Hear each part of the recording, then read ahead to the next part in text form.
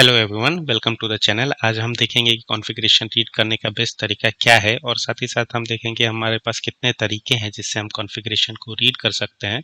तो अगर आपके पास सब्र की कमी है तो आप इस टाइम स्टैम्प पे जा सकते हैं, और अगर आप में क्यूरियोसिटी है और आप सारे तरीके जानना चाहते हैं तो आप वीडियो में बने रह सकते हैं। मेरा नाम है राज एंड लेट्स स्टार्ट। कॉन्फ़िगरेशन किसी भी सिस्टम का एक बहुत ही इंपॉर्टेंट पार्ट होता है जिसके थ्रू हम चाहे तो उस एप्लीकेशन का, उस सिस्टम का डिफ़ॉल्ट बिहेवियर डिसाइड कर सकते हैं। तो जब भी हम उसे रीड करें, हम उसको इस तरीके से रीड करें ताकि वो क्या हो, रीडेबल हो प्लस प्लस रीयूजेबल हो।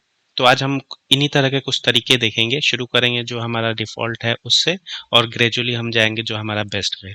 तो सबसे पहले हम देखते हैं यहाँ पे जो हम डायरेक्टली कॉन्फ़िगरेशन आई कॉन्फ़िगरेशन से रीड करेंगे।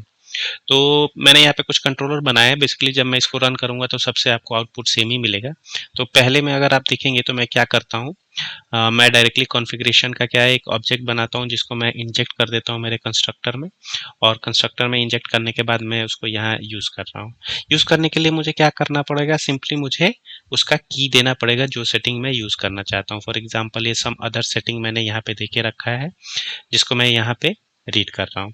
साथ ही साथ अगर मुझे कोई कॉम्प्लेक्स सेटिंग रीड करनी है, जैसे कि ये JWT हो गया, इसको रीड करने का भी सिंपल तरीका है, मुझे कोलन से उसको सेपरेट करते जाना है। फॉर एग्जांपल ये देखो, मैं कोलन से सेपरेट करते जाऊंगा और जितना डीप लेवल जाएगा मैं उसको उतने ही कोलन देते जाऊंगा और वो उसको वैसे ही रीड करते जाएगा। अब मैं इसको रीड तो कर पा रहा हूँ, बट इसके साथ प्रॉब्लम क्या है, एक तो मैंने इसको हार्ड कोड कर दिया है, और दूसरी ये है कि जहाँ पे भी अब दूसरी जगह मुझे कॉन्फ़िगरेशन रीड करनी पड़ेगी, मुझे हर जगह वहाँ पे यही करना पड़ेगा, जो कि रिडंडेंट वर्क है, मुझे रिपीटेडली सेम चीज़ करनी पड़ेगी। ठीक है। अब नेक्स्ट वे क्या है, अगर नेक्स्ट वे देखें तो हम क्या कर सकते हैं, बाइंड कर सकते हैं। ठीक है। फॉर एग्जांपल मैंने एक यहाँ पे ऑब्जेक्ट बना लिया है। इस ऑब्जेक्ट को देखें तो मैंने क्या किया है, JWT के लिए एक ऑब्जेक्ट बना लिया है जिसके तीन जो है प्रॉपर्टीज है, इशूअर, अथॉरिटी, सीक्रेट। सिमिलरली जो हमारे पास ऐप सेटिंग में दिए हुए हैं वैसे ही है। ठीक है। अगर मैं यहाँ वापस जाऊँ तो मैंने उसमें क्या करके रखा है, एक की भी देके रखा था, जस्ट टू आइडेंटिफाई जब मुझे चाहिए रहेगा कि कौन सा सेक्शन मुझे चाहिए। ठीक है। तो अगर मैं यहाँ वापस आऊँ तो मैंने उसका एक वेरिएबल बना लिया और मैंने सेक्शन लेके और उसको बाइंड कर दिया। अब बाइंड तो कर दिया और मुझे ऑब्जेक्ट भी मिलने लगा, जिससे मुझे अब हार्ड कोडिंग वाली प्रॉब्लम तो सॉल्व होगी। बट अभी भी प्रॉब्लम ये है कि जहाँ पे भी मुझे ये सेक्शन चाहिए रहेगा, मुझे फिर से ये सेक्शन लेके और फिर से ये बाइंड यूज करना पड़ेगा। ठीक है। तो ये कोड रीयूजेबल नहीं है। ठीक है। और यहाँ से भी मुझे क्या हो सकता है, मुझे यहाँ पे इसकी कॉन्फ़िगरेशन मिल जाएगी। अच्छा, जो नेक्स्ट हम देखते हैं वो थ्रू गेट है। बेसिकली इसी का एक वर्जन है। यहाँ पे मुझे ये ऑब्जेक्ट बनाना पड़ रहा है, बट विथ गेट जब मैं कोशिश करूंगा तो मुझे क्या है, उस सेक्शन के थ्रू डायरेक्टली क्या मिल जाएगा, उसका ऑब्जेक्ट मिल जाएगा। तो क्या है, ये इसका एक सिंप्लीफाइड वर्जन है, मुझे ये नहीं करना पड़ेगा, बट इस केस में भी मुझे सेक्शन को लेके बाइंड करना पड़ेगा। अब इसके साथ भी प्रॉब्लम यही है कि मुझे ऑब्जेक्ट तो मिल गया बट ये कोड रीयूजेबल नहीं है, मुझे फिर से जहां जहां ये चाहिए रहेगा मुझे सेम चीज रिपीट करनी पड़ेगी। ये तो जो बेसिक आई कॉन्फ़िगरेशन होता है उससे हम कैसे सेटिंग्स को ले सकते हैं उसका तरीका हो गया।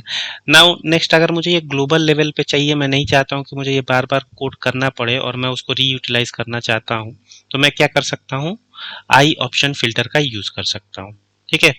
तो अगर हम यहाँ देखें तो मैंने सिंपली क्या किया है, आई ऑप्शन फिल्टर को यहाँ इंजेक्ट किया है, किसके लिए, JWT के लिए। ठीक है।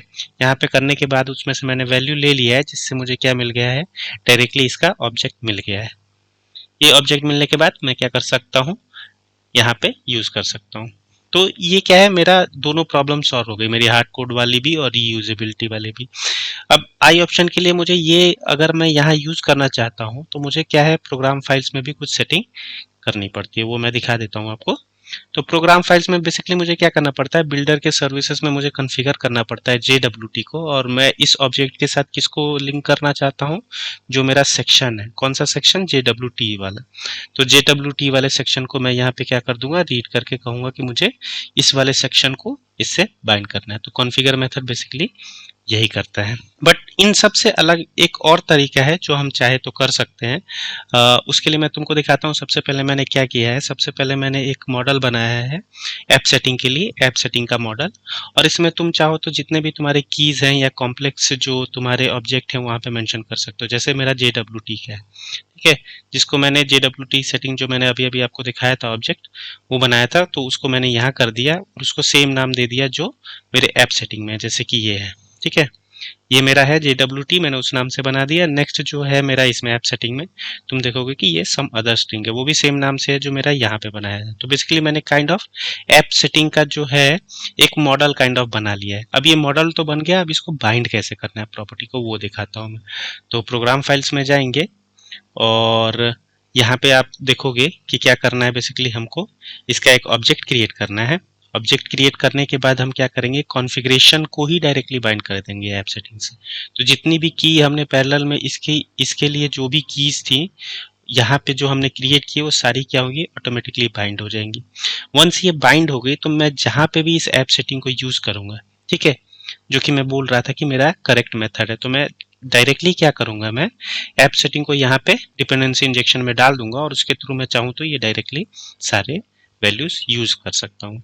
अब इससे मेरे को ये ऑप्शन और वो कॉन्फ़िगर वाले पार्ट से मैं बच जाऊंगा, क्योंकि ऑप्शन में प्रॉब्लम ये है कि अगर यहाँ पे तुम देखो अगर मैंने इसके लिए कॉन्फ़िगर कर दिया है, मैंने इसके लिए कॉन्फ़िगर कर दिया है, तो यहाँ पे मल्टीपल सारे कॉन्फ़िगर आ जाएंगे और हर एक सेक्शन के लिए मुझे कॉन्फ़िगर करना पड़ेगा। वो ना करके मैंने क्या कर दिया है, मैंने पूरे के पूरे ऐप सेटिंग को ही एक मॉडल से बाइंड कर दिया है और वो अब मैं थ्रू आउट कहीं पे भी यूज कर सकता हूँ।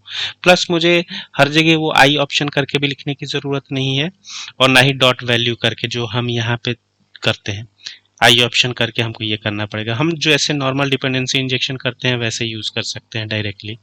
एक बार हमने अगर उसको रजिस्टर कर दिया तो हम उसका वेरिएबल क्रिएट करेंगे, उसको इंजेक्ट करेंगे और डायरेक्ट यूज करेंगे, ठीक है।